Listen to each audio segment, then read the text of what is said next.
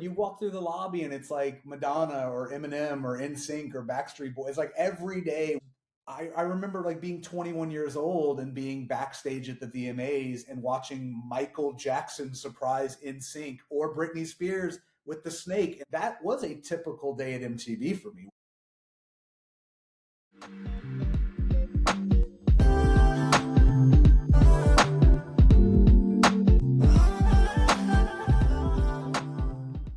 Welcome to the Music Lounge. How is everyone today? I am here in sunny Florida, got out of New York.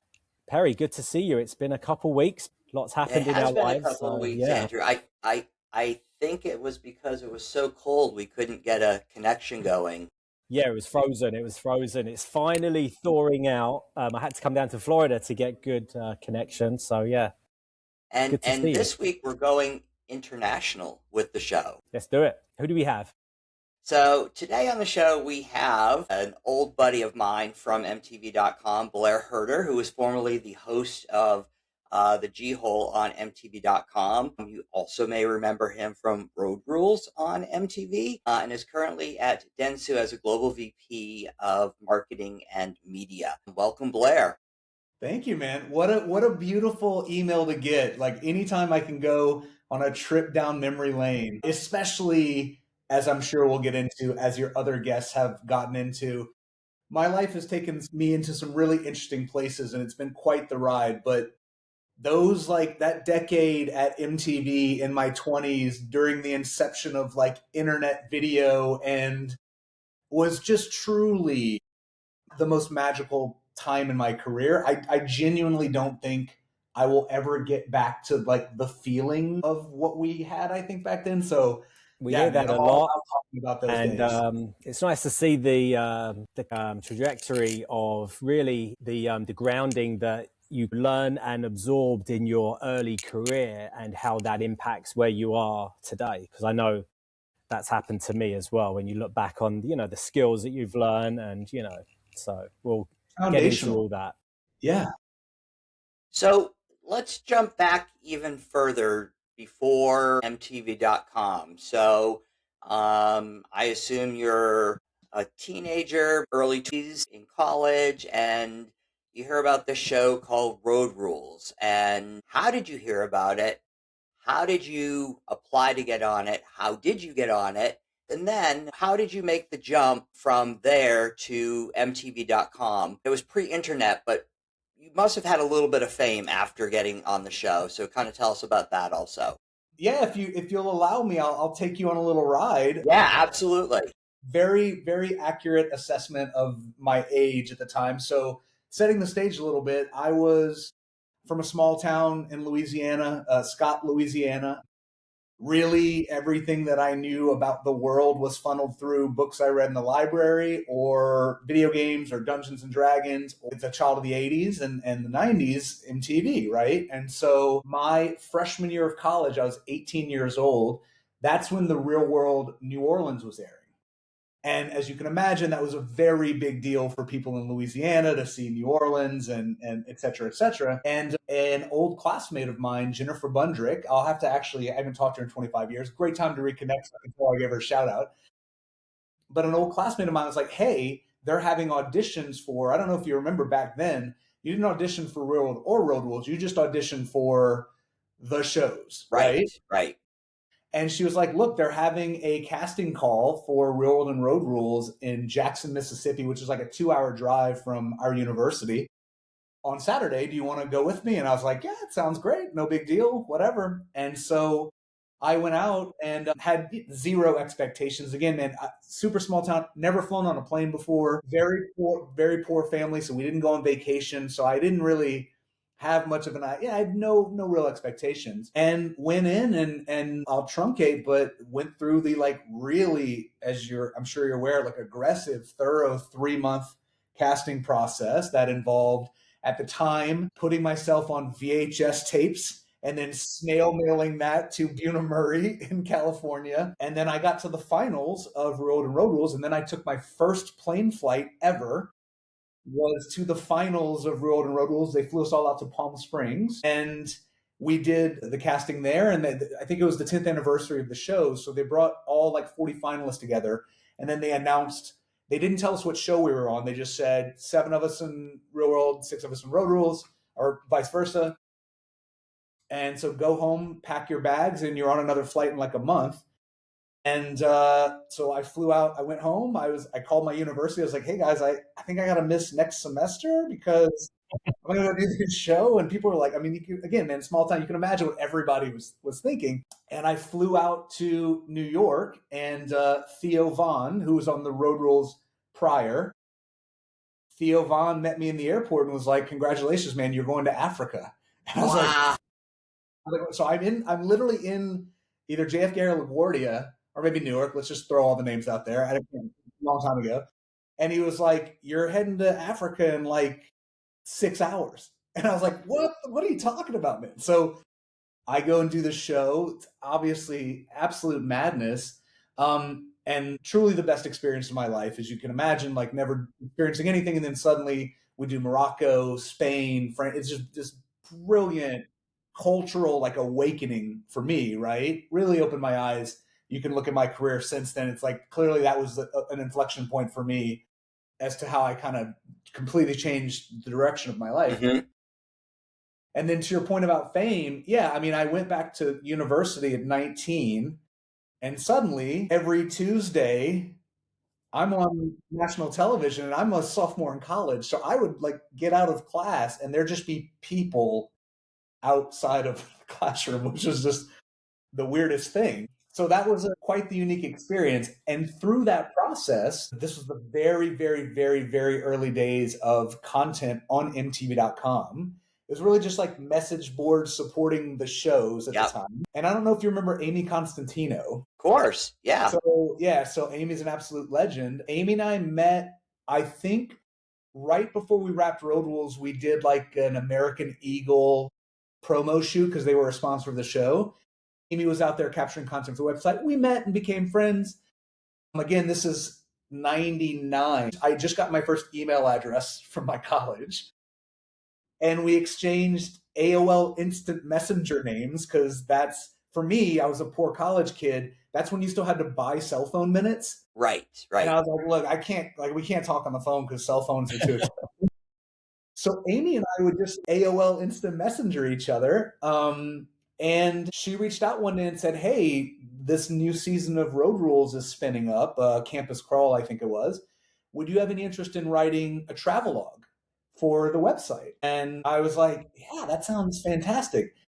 And there were a lot of other little things that happened between then and me moving to MTV. But the short version is I fell in love with content, right? And the making of, and shows being, and obviously watching Road Rules be filmed around me. I was like, this is incredible. This is everything, I thought it would probably be. And so I just fell in love with the process of that they would send me and they'd mail me a videotape early, and I'd watch it early, and then I'd write a little travelogue, and then I'd email it to Amy.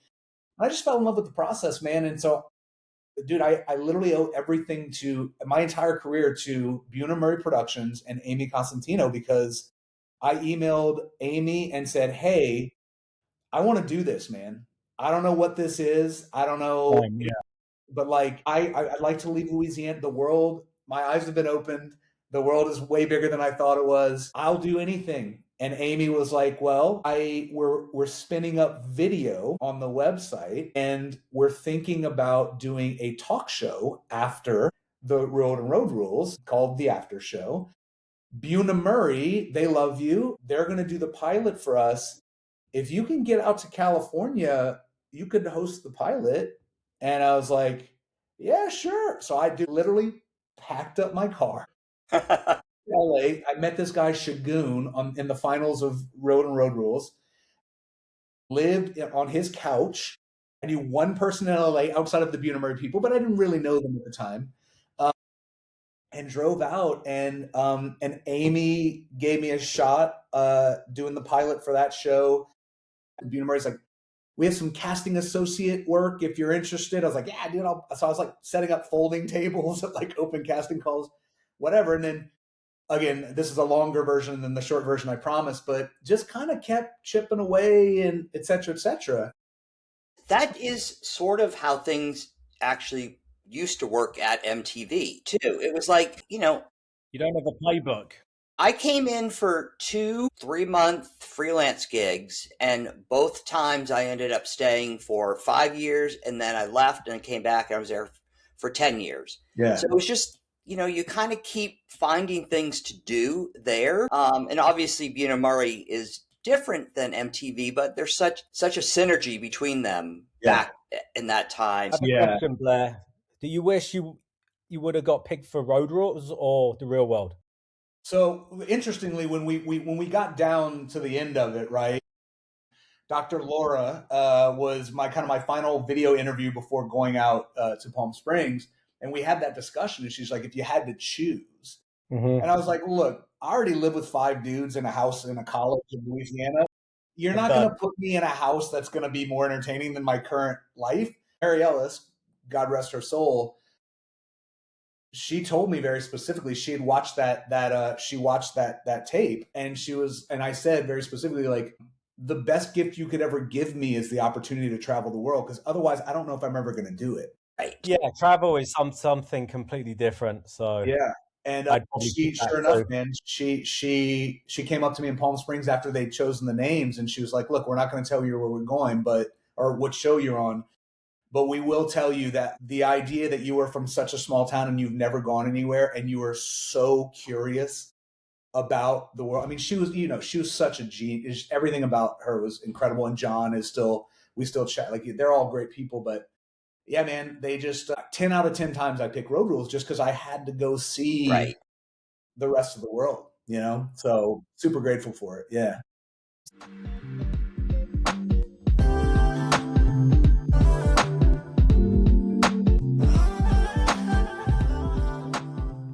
So at MTV.com, did you primarily focus on show content, or how did you evolve your role? You went to G4, right? After that? So it's kind of twofold. So the very early days, it was, we did like 100 episodes of the after show. So that was a gig that I had for a while. And then throughout, Amy, we were just plugging away, man. We just do random stuff for the web. You guys remember back then, you just do whatever the hell you wanted, right? So we're just throwing shit up to see what sticks and whatever. And then primarily my other kind of quote full-time job was I hosted all the event coverage for MTV.com. So like the movie awards and the VMAs, etc., whatever. I would cover that stuff for the website. And then red carpets, all that. Yeah, right? yeah. And pre-show, post-show, whatever the digital stuff. We were doing live streaming back in the day before. And then, I don't know if you remember this, but then there was this big push where they built Overdrive, right? They're like, we're going to have a dedicated video player, and we gotta fill that pipeline with content. And so Jack LaFelt and Alex Porter reached out to me and were like, "Hey, Blair, you want to move to New York? Because we got a lot of shit we got to make, and we're going to make it all in New York." And I was like, and again, guys, remember, I'm like 18 years old, never been on a plane. 19 years old, Africa. 21 years old, working for MTV Los Angeles. 22 years old, moving to New York. Like, so just crazy times, right? What did your friends think?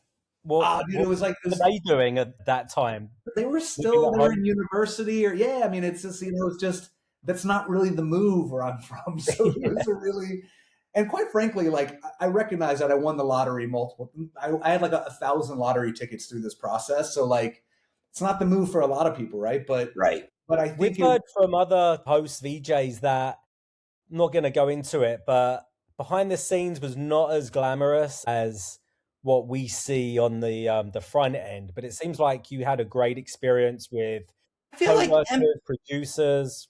You know what I mean, Perry? I feel like MTV.com was a little different though, because everything was like a TRL. It was much looser. People were like, you want to try this? Let's try it. Sure. The worst thing that you do is might not be anyone watching, do something else. Try it. Yeah. Well, that's exactly right, Andrew. I think, and Perry, to your point, for me, it was such a dream. Very rarely in life do things actually end up being what you had fantasized they would be like, right? But as a kid who grew up in the 80s watching MTV when it was just chaos and anarchy, and you felt like they were letting the inmates run the asylum because that's where the good shit happened. When I got to MTV in New York, that was very much what MTV.com felt like. Every day, I would roll into the office and I sat next to Keely Gordon and I'd sit down in my little cubicle and Jack or Alex or some member that Colin Helms, some member of the digital team would roll through and be like, we got this crazy idea and we just go make it. Yeah. We just go make it, dude. I mean, you hosted some stuff for like the music stuff that we were doing too. Yeah, absolutely. I did a ton of stuff. I was kind of like the only MTV.com talent. So you like, were. Yeah. I would just, and then I also had these other interests with video games. So then anytime like they do games on TRL, I would go and participate in it. So I did on air, and then I ended up hosting a number of on air shows too. But truly my first love was MTV.com because I felt like this is what it must have been like in like the early 80s, where it was just pick up a camera and go make crazy shit. Have you read Tom Freston's book yet? I haven't, but I want to. I saw that he was a guest, and I was like, yeah. I mean, he talks really all about that, about how the early days of it, more about the behind the scenes stuff. But yeah, he said it was complete anarchy. It was like, again, it was, you want to do something crazy, let's do it. He's like, and part of it was too, they were like, nobody's watching, so we might as well just do whatever we want. Yeah. I mean, especially at the website, like nobody's going to a website in 3 to get original content, right? Exactly. So yeah, man, it was, I mean, really, and as you said earlier, Andrew, what I learned about, I mean, content creation in general, but just bootstrapping a project from like crazy idea to delivery and everything it takes to make that happen, from budgeting to fucking planning to shooting to whatever, right? I take that, I mean, now inexplicably as a 45-year-old, I have some pretty hefty responsibility, and we manage hundreds of millions of dollars of projects. And I approach a lot of these big things the exact same way I did when I'd walk into the 17th floor and Alex or Jack would go, let's go do a thing, and just 3 or 4 people get together and you make it work. The fundamentals I learned there, really. So from MTV.com and hosting G-Hole, you went to G4 and became a prominent voice in the gaming community. Tell us a little bit about that. And then also, when you were at MTV.com, what was like a highlight from your time there? And was there a best work trip you had, or a most exciting interview, or biggest pinch me moment, or something like that? Yeah, I mean, I think that I'll start with the MTV question first. Dude, you remember, you walk through the lobby and it's like Madonna or Eminem or NSYNC or Backstreet Boys. Like every day was just this. And again, as a kid who grew up in a small town in Louisiana, like this was just these massive celebrities. I have some favorite venues in New York, like Webster Hall, or like any number of just dope little bars where you saw like the Strokes play before everybody else ever saw. Right. Yeah. But I remember like being 21 years old and being backstage at the VMAs and watching Michael Jackson surprise NSYNC or Britney Spears with the snake. And like, as you can imagine, when you talk about a typical, like that was a typical day at MTV for me. Yeah. It's not until you leave when you look back and you're like, oh my God. But when you're living it, it's just another day in the office, really. 3 out of the 5 days a week, something was happening on TRL that was just so big that the entire lobby was like an obstacle course to get through to the elevator to get to your thing. I mean, just big things were happening every day in the middle of New York, right? So you mentioned Michael Jackson, but was that the biggest moment that you ever were like, I can't believe I'm this kid from Louisiana and I'm standing backstage next to or near or within eyesight of like a Michael Jackson or Britney Spears? Because that was my first proper year at MTV. Road rules and stuff notwithstanding, but I just remember being like, this is unbelievable to me. And also seeing insane, like these, I mean, at the time, you guys remember, they were the biggest celebrities in the world, right? Like at their height. And to see them fanboy out about Michael Jackson was just there. You realize there's like levels to this stuff. And then the next year, at the next VMAs, not the most well-received return, perhaps, by the audience. Metallica and Guns N' Roses are my 2 favorite artists of all time. If you remember, Axl Rose came back the next year and surprised everybody. Right. I was in the green room because we were doing post-performance interviews for MTV.com. And I was just, I think we'd wrapped at the time. And so I was just grabbing a beer and Axl Rose just rolled up next to me. And I was like, and it was for like 2 minutes. It was just me and Axl Rose. And I was like, this is fucking crazy, man. And I was like, can I get you a free beer? And he's like, yeah, sure. And I was like, this is what is happening with my life right now. You like try and be cool and calm, but so not, just flop sweating and shaking. And but like that's about as that's a normal MTV thing back then, you know. It was very, very surreal. And then and so while this was all happening, gaming was becoming more popular, right? And Alex Porter had a really good friend, this guy John Walsh, who has since passed away. Just an absolute legend. He and Alex, I think, like launched Maxim magazine together. Like they're old school New York content people. And John he was back in LA and he was working at G4 and they were about to go, gaming was getting so big that they were going to go daily with their shows. They were doing pre-tapes 3 days a week. And they're like, hey, this network is getting so big. We're going to go daily. We're going to go live. We need talent and we need producers. And I was actually still under talent contract at MTV. Mm-hmm. And I rolled up to Vinny Potestivo and Christine Callan. And I was like, hey guys, I got this opportunity in LA to eventually, but I still have this contract for a couple months, but it's winding down. I really want to go do this thing now. Are you guys okay if maybe I just kind of like wrap it out here and whatever? And they're like, yeah, we can't really get you out of the contract, but you can move over there and you can work for G4. And then when the contract's up, you're free to do whatever. So G4 hired me as a producer. So I moved back to LA. I produced the news segment on the video game show called X-Play.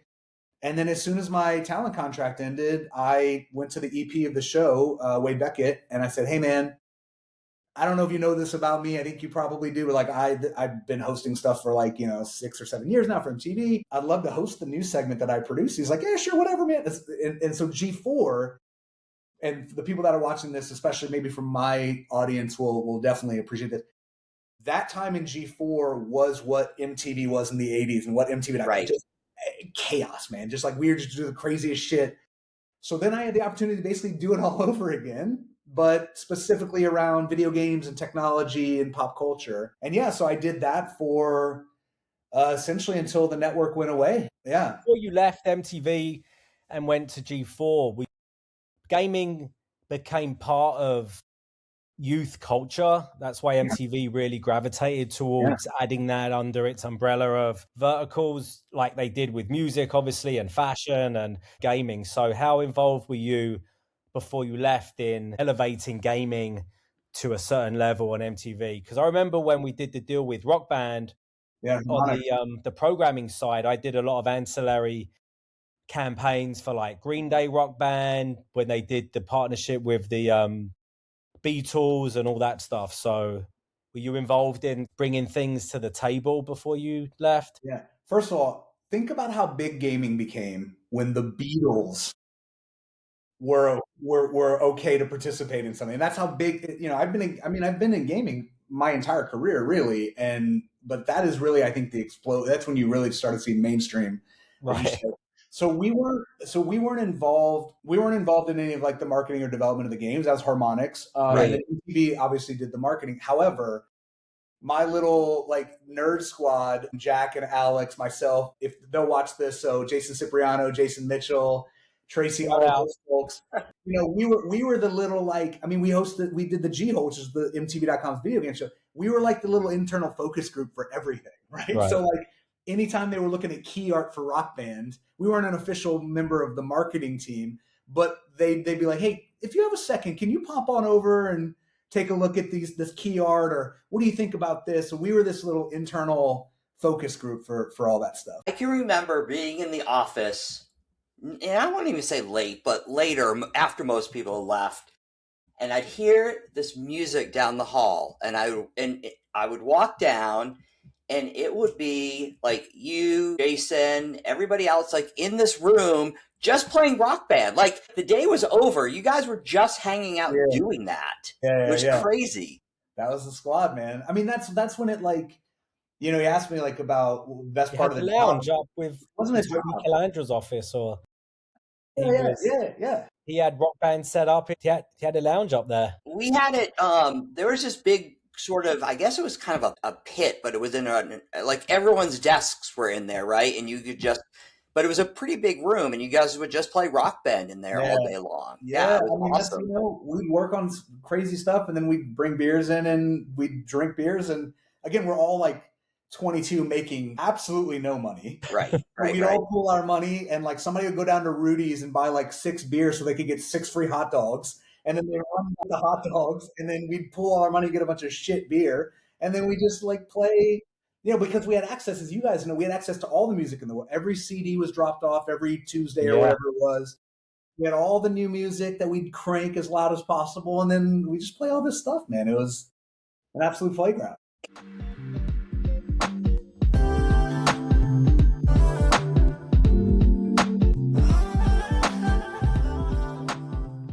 We can talk all about it, but it's really hard to get someone to understand what that time or even what that job really was, because you come in every day and you're like, wait, yes, you're working, but you get to play all day, basically. And you get paid. I mean, not a lot, but you do get paid for it.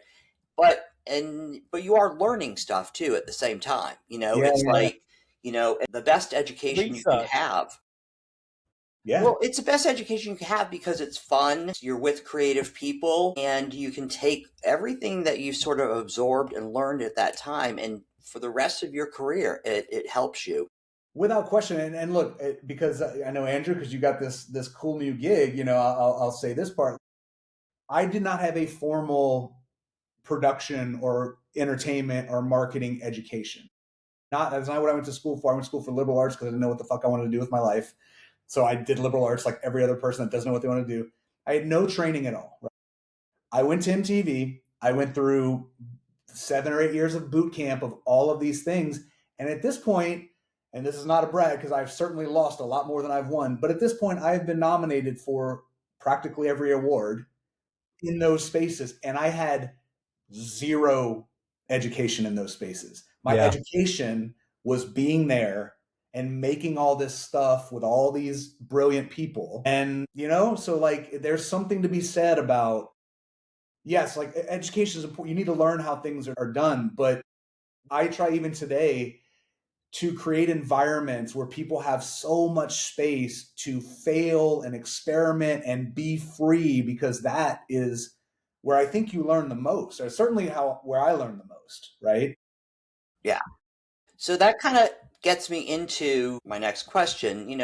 Obviously, for most people, there seems to be a little bit of a shelf life for on-air hosting, except for maybe someone like a Carson Daly who has sort of made it his whole career. So you talked earlier off camera about some of the gigs that you had maybe after G, but sort of how did you make that switch from on air to the various other business roles that you've had in your career and sort of what you're doing now at Dentsu? Yeah, great question. So the easy answer is, yeah, you're totally right? I mean, industry is not, on camera is not kind to people getting older of any gender, but very specifically women, right? Us white dudes, we certainly have it easier, but at a certain point, you're just going to age out of the thing. Interestingly for me, through G4, I met my now wife. 15th wedding anniversary this week, actually. All right, congrats. So yeah, very, very exciting. But I met my wife at my first go round to G4. And when G4 was ending, we were married already, and she had just gotten pregnant. And she's also on camera talent. She hosts a show for Discovery now. So she's still doing that. But we basically were both doing the same thing. And we were like, I think one of us should probably get a real job, because we probably can't, this is a very unsteady and uncertain thing. And so interestingly, when G4 ended, I was like, well, I don't really know what I want to do, but I know how to develop content or whatever. So I actually got a job at a production company in development. So that was kind of my first, call it, traditional job, because nothing we did at MTV or G4 was traditional by any means. But I was still hosting stuff on the side. So I was doing a bunch of stuff for HGTV, Great American Country, and the production company stuff. During the course of that, we sold a number of commercial spots to a marketing agency. And throughout the course of developing that content, I was like, wow, marketing is fucking cool, man. And like at the time, this was like the earliest days of Netflix. So they were like Netflix's digital agency, like working on like Kimmy Schmidt and Orange is the New, like OG original content. And again, man, it seems like I chase as I say this out loud, like I just seem to chase the chaos in my career, like MTV and then G4 and then early digital marketing content. And I was like, oh, this marketing stuff is really, really cool. And so I was with UTA my entire career for almost 20 years. And for those that don't know, UTA is one of the bigger talent agencies. And my agent, who is still, at the time, who's still a dear friend of mine, so I got a job at this marketing agency, working in the gaming division, working in business development and running content production. And I was working Monday through Friday as a marketer. And then I would fly out on Friday night. I'd red eye it somewhere. I'd shoot Saturday for HGTV. And then I'd red eye home Saturday night and I'd have Sunday off. And in the middle of the third season of this show I was hosting, I called my agent. I was like, hey, we're not going to re-up this contract. And she was like, I'm sorry, what? Like we were discussing like 3 or 4 more seasons. And I was like, no, I think I'm done hosting. And to this day, she's like, you're the only talent I have ever represented that quit hosting altogether in the middle of a multi-year contract renegotiation.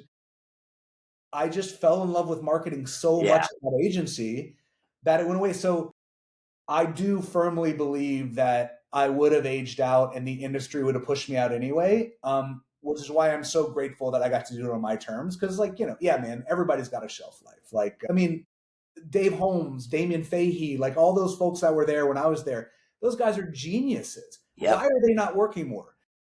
That's just not how it works, you know? Yeah, absolutely. Being a host gives you that untapped backstage experience that most marketers see a bird's eye view, but to actually live and breathe that, I think is the best experience for what maybe transition to this business role. Without question, man. I mean, even to this day, I'm 15, 16 years into the marketing journey now. And, I this week alone, like I had conversations with global or market leadership at Burger King, Heineken, Hilton, all Dentsu partners. And I'm so comfortable getting in a room or on a call with the CMO of Burger King because of all of the experience I got. I also have learned a thing or two about marketing in the last 2 decades. But the reality is all of that stuff, man, like being able to go to a red carpet and wing it for 3 hours has trained me to like operate in a corporate world in a way that I probably never would have had. Well, and also I think, MTV.com and MTV were about creating content, but when you really get down to it, everything we did was really marketing. I mean, it was really just creating a way to speak to that audience.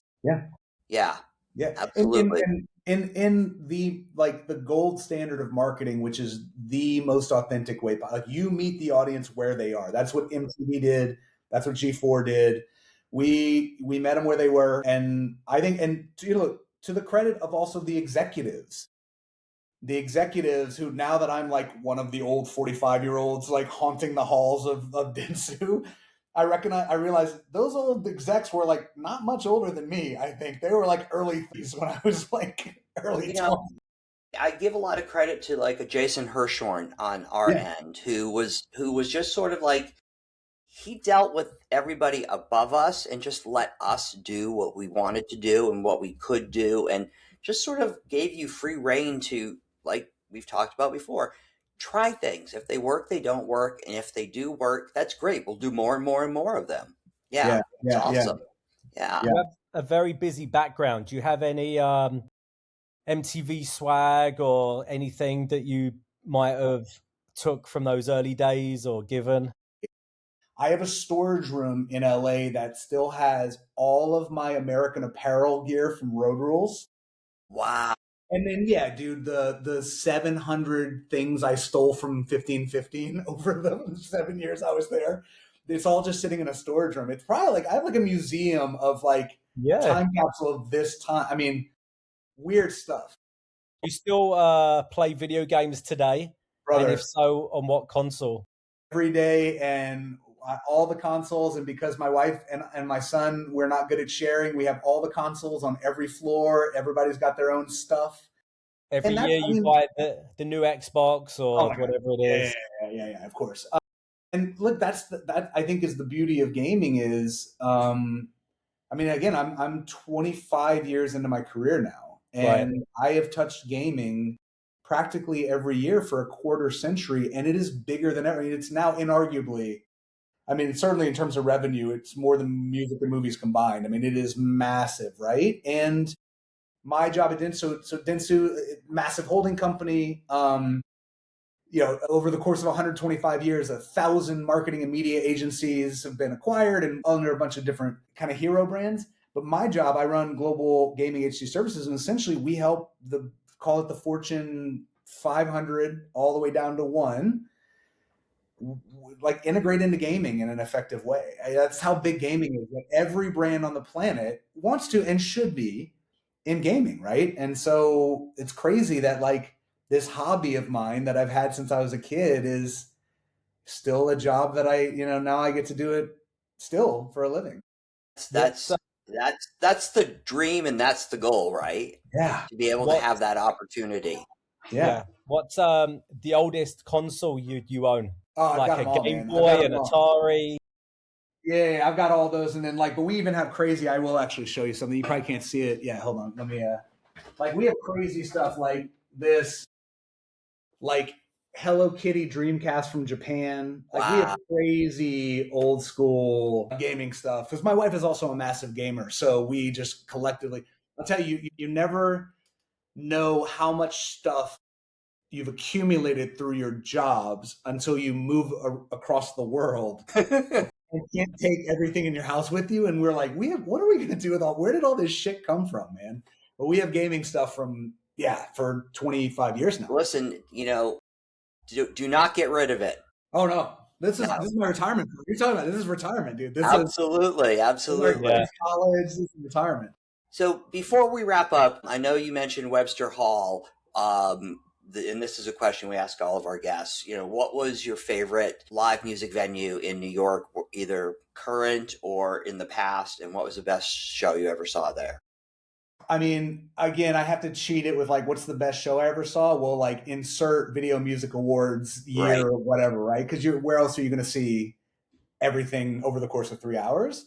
I think I actually gave this some thought, and I think I have to err on the side of where I was in my life. And at this point, I was still this wide-eyed kid from Louisiana in New York at 22 years old. And I remember very specifically seeing, at the time, the Strokes opening for the White Stripes at Radio City. And I just remember Radio City Music Hall, the White Stripes, the Strokes, who at the time were the New York band. Yeah, I think maybe even their first tour. So I think there was just so much New York about that experience. And then, I mean, it's magical to see a Metallica at Madison Square Garden, or again, Billie Eilish at a dive bar, before they become famous. Right. But I think for that moment in time, for 22-year-old Blair Herter from Scott, Louisiana, seeing the Strokes and the White Stripes at Radio City Music Hall, just one of those pinch me, how did I get here moments. Well, and that was also, a time in music too, where you just felt like everything was magical for some reason also. Yeah. Well, I think it actually was. Right? I think it was. I think I'm not I don't want to be old man yelling at clouds, but you guys know as well as I do, because we work in it. Oftentimes today, and this is not a knock, this is an evolution. Oftentimes today, the brand is more important than the thing and the product, right? I think back then, and of course there were still, make no mistake about it, Lou Pearlman was making fucking boy band brands, right?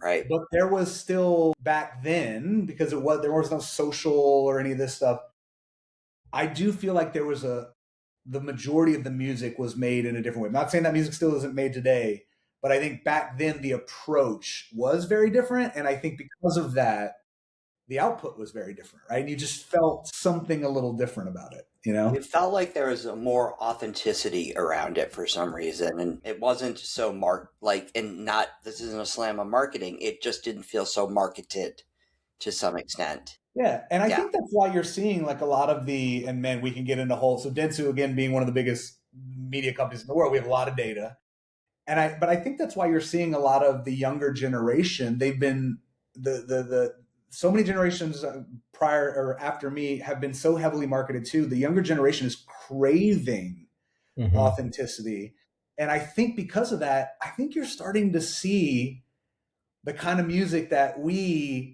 saw back then with some of the new artists coming out that are like, I don't need to be a part of the agency or the label machine. I'll put my shit out on SoundCloud or Spotify or whatever. And it's back to like this is who my true self, take it or leave it. And so I think the pendulum is swinging back in a very interesting way. And I'm excited about what's happening. Yeah, absolutely. Well, that's all we have for you, Blair. Yeah. You sure you don't want to talk for 5 more hours? Again, guys, this was the best time of my life. Like, this was like, I could talk about this stuff forever, man. We'll have to do a part 2. Yeah, for sure. I will proselytize for that place and the people there. Look, man, I don't know about you guys, like everything going on in the state. I'm going through this midlife existential crisis about what does it all mean? What are we doing as humans, et cetera, et cetera. I'm sure we can get into that whole other conversation. But I look back on times like that and I'm like, man, that's, I think when I was like, those are like the most pure kind of days of my life. And so I'm always happy to have these conversations for sure.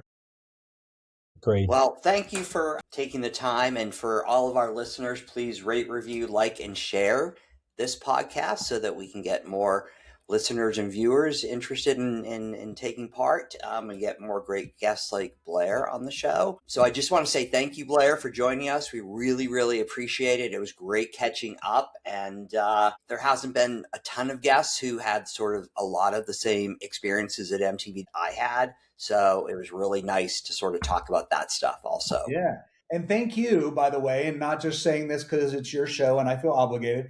Thank you for being one of those executives that protect, now that I'm the person that has to manage up and protect the people from doing the good shit. Thank you for being one of those people, man. We wouldn't have been able to do half the stuff that we were doing if you guys weren't fighting the good fight for us. I appreciate it. And listen, I was always happy to be able to, whether it was providing talent or providing an outlet for something, to be able to do something fun and cool and different. Because honestly, if it had been up to me, I probably wouldn't have thought about it or thought of it. And you guys were always like, let's do this. I'm like, okay, sure, let's do it. So, yeah. Awesome, man. Well, thank you. All right. We appreciate it. Thank you, guys. All right. Thank you, everyone. We'll see you soon for another episode.